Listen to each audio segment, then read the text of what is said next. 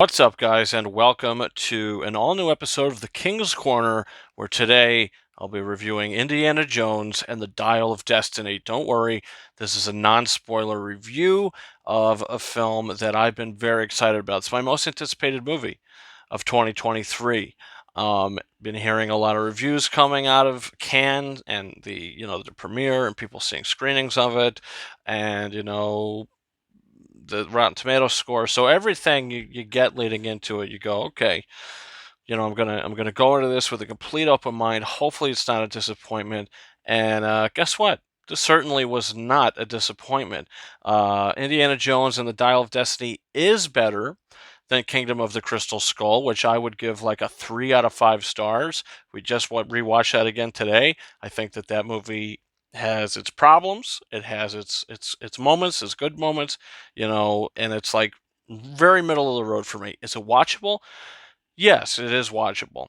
Do I like it a lot? Not really. Do I dislike it a lot? Not really. It's just right in the middle of the road for me. So this is definitely a step up from that, even though I don't think it's as good as the original three Indiana Jones films, which we did rewatch, leading up to the release of this movie.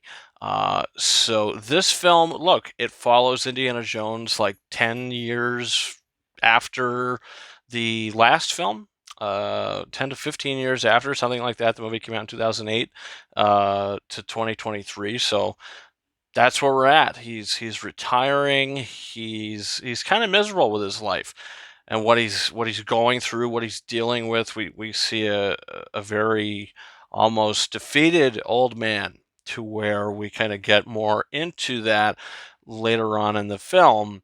But when he comes in contact with Phoebe Waller-Bridge's character, who wants to find the Dial of Destiny, the Dial of Archimedes, Harrison, has some ideas of where it could be, and he just sort of gets whisked away into this adventure, to where at this point in his life he was not anticipating.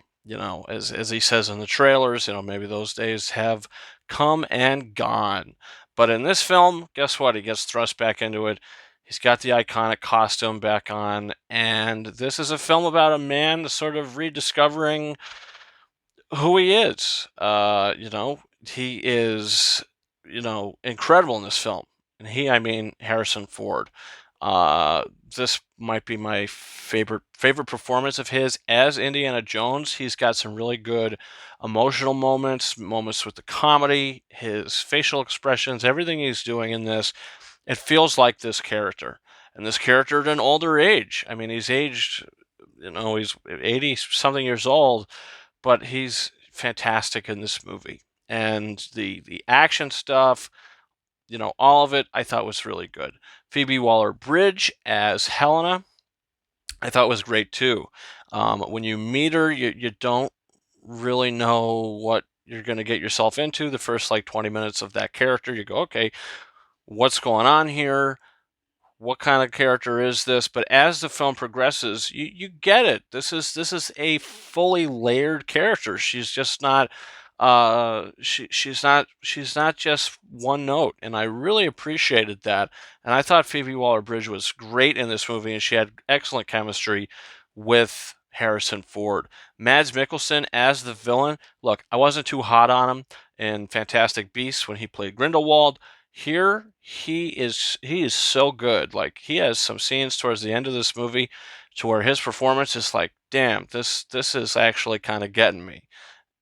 And I like what they did with the character, and that's what I'll say. No spoilers in this video, of course, but yeah, I really enjoyed what they did with the character. Mads Mikkelsen was great as well. The first couple scenes with him, I said, okay, I'm not too sure if I'm gonna like this guy, but once he starts going around doing things, getting involved in things, I said, oh, I really like this guy. This is a good villain. And he's probably like one of my favorite Indiana Jones villains, actually. I mean, he's better than Spalko from the last movie, for sure. The Donovan guy from the third movie, I thought was pretty good. guy from the first movie, Bullock, I believe. The second guy, think about it, the Indiana Jones film have pretty good villains. So I mean, this one, very good villain. His henchman, not really as much. Didn't really care for the henchman as much. In this movie, you know, some of it felt kind of cartoony to me, but in the end of the day, it didn't tank the film for me. But he was great. He was great. James Mangold directed this movie, and he did a great job directing it. I don't think this is one of James Mangold's best films, but it's definitely not Ford versus Ferrari or anything. But as he did come into this and direct this Indiana Jones film, this does very much feel like an Indiana Jones movie. And there's a lot of action stuff that I was like, oh, this kind of fits right into the whole series. And I kind of really enjoyed his direction. The screenplay is where it falters a little bit for me. I'm not going to spoil it, but the ending of the film could have went two ways, and either way it would have went, I would have been okay with. If it went the other way, I would have been, you know what, that would have been a pretty good ending, and I think I would have liked that. It would have been a little ballsy, but I would have enjoyed it. The ending goes a different way, the other side of the coin. And I say, okay, it's a nice ending, but at the same time, it adds more loose ends. So there's some things that happen in it in the beginning of the film, first act of the film, that you go, okay, that's a little extreme. How are they going to come back from that? And by the end of the film, you're so wrapped up in everything else, they don't really tell you what was the result of something that sort of happened pretty big at the end of the first act of the movie. Um, so that just kind of leaves you going, okay, well, that was pretty big, but I guess we'll just just let it slide. I guess we don't know. Um, yeah, so that was a little strange, but the pacing of the movie as well is a pretty long film. I mean, some places are listing this as like 2.5 hours, 2 hours 34 minutes, whatever the case may be. It does feel very long. There are scenes that could have been cut down for sure. The opening, like 20 minutes of the movie, 25 minutes of the movie, is stuff that you've seen in the trailers. It's not a spoiler. It's all the de-aging stuff, the younger Harrison Ford, Indiana Jones. Um, they should have used deepfake. If you guys watched the Book of Boba Fett, what they did with Luke Skywalker in that show looked great. And I hear that's the deepfake stuff, but this is the de-aging stuff, and it just doesn't look as good. So I'm not sure why they continue going back to the de-aging when you could do deepfake looks 10 times better. So it looked a little strange, a little off at times when you see Indy run around the first 20 minutes.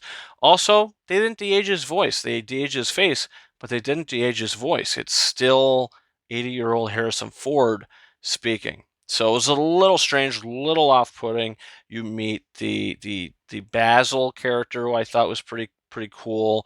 Um, you get a little of that back and forth, their friendship. So that was nice to see. But I feel like that first 20 minutes, where it does take place in the past, they go on for longer than it should have. It could have been cut at least 5 to 6 minutes, and it would have been a lot tighter. I feel you're watching it and thinking, wow, this is going on forever.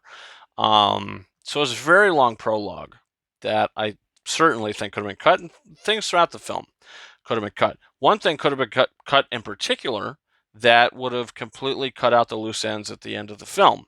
One of the big loose ends at the end of the film. So if you've seen the movie, you might know what I'm talking about. It's just kind of extreme. I'll leave it there. Happens at the end of the first act. But look, the action, very good. The editing, really good. Feels like an Indiana Jones film with the editing. All of it. I had a lot of fun with this movie. Does it have its problems? Yes, it absolutely does. But it's extremely entertaining and fun to watch. Look, is it a little long? Is the pacing a little off? Sure. But when you're sitting there watching it, I'm still enjoying watching these characters, even though I can admit, okay, this is going on a little longer than it should. Some of those script issues that I mentioned, the ending not completely answering all your questions. It's supposed to be the last movie. Didn't answer all the questions, but in the end of the day, It's a very good movie. I really enjoyed it. I had a lot of fun with it. It's a very well-made film. And Harrison Ford is fantastic, and I can't leave without mentioning John Williams. I mean, this guy composed the whole series, and this is another great Indiana Jones score. Is it as good of a score as the previous four films? Don't know if it's as good of a score, but it's still a great score. I mean, there's the music is really good. I just have to listen to it online to hear the actual themes, because when they play in the film, they do very good, but the themes of the movie kind of hide behind what you're seeing. They play into the scenes very well. So it's all very overwhelming. So when you listen to it, you listen to the score, you listen to the soundtrack online, I'll be like, okay, this is how I rank the scores. But those first, I mean, Kingdom of the Crystal Skull, say what you want about that film. John Williams' music's fantastic. The Adventures of Mud, what a great score. Irina Spalko's theme, fantastic. I don't know if the villain had a theme in this movie. If he did, I gotta listen to it. I'll be like, oh, okay, I do remember that. But yeah, very good score. John Williams, great job. And yeah, look, Indiana Jones at the Dial of Destiny. Really enjoyed it. I want to say I loved it. Will I say I loved it? I don't know. This is a damn fun summer movie. And I'm going to find myself rewatching it a lot. And it's a solid Indiana Jones film. And I was not disappointed. I'm going to give this a very strong 4 out of 5 stars. Yeah, did really enjoy it. And I hope you will too. The problems that I had with it, maybe you'll find those problems a lot, more detrimental. Who knows? But regardless, this is a movie I think you should see, especially on a big screen. Great sound, great imagery, and yeah, looks nice. Good looking movie. So that's where I'm at with that, guys. Comment down below. What's your favorite Indiana Jones movie? Did you see this movie? What did you think about it?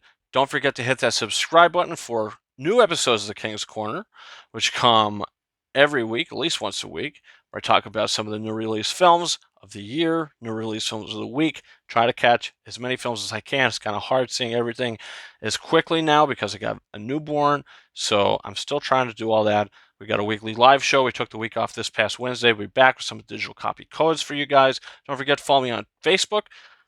Don't forget to follow me on Twitter at RyanKing72 and Instagram at KingOfRises131 and TikTok also at KingOfRises131. I'm going to go fill this up with something. This is the Cinemark Indiana Jones Dial of Destiny cup. Look at this cool thing. I mean, this is awesome. Such a cool cup. I mean, I realized, man, I'm gonna use the hell out of this thing. So that's where I'm at, guys. Thank you so much for watching my review of Indiana Jones and the Dial of Destiny. And until next time, over and out.